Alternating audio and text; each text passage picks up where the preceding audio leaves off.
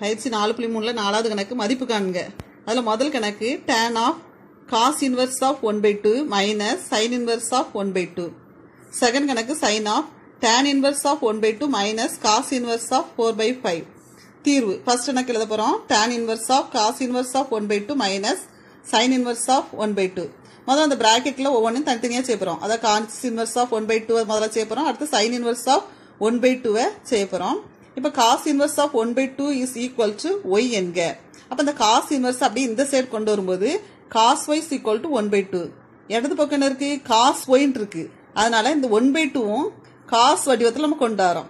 அந்த 1/2க்கு பதில் நம்ம என்ன எழுதலாம்னா cos by/3.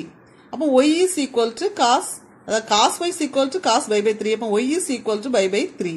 அப்போ which implies cos inverse of 1/2 is equal to by/3. ஒரு டேர்ம் செஞ்சிருக்கோம். அடுத்தது எடுக்க போறோம் sin inverse of 1/2, அதாவது minus 1/2. அப்போ இது x நம்ம எடுத்துக்கிறோம். sin x equal to minus 1/2.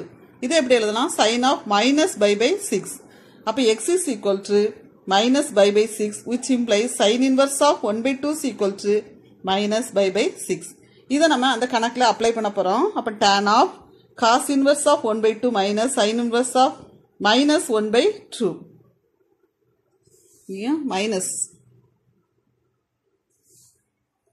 is equal to tan inverse of the cos inverse of 1/2 நம்ம கண்டுபிடிச்சு வச்சோம் by/3 minus sin inverse of minus 1/2 கண்டுபிடிச்சு வச்சிருக்கோம் minus by/6. அப்ப minus by/6.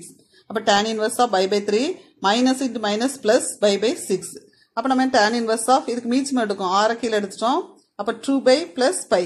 அப்ப tan inverse of 3 by/6. அப்ப tan inverse of by/2. இதோட மதிப்பு என்னன்னா infinity.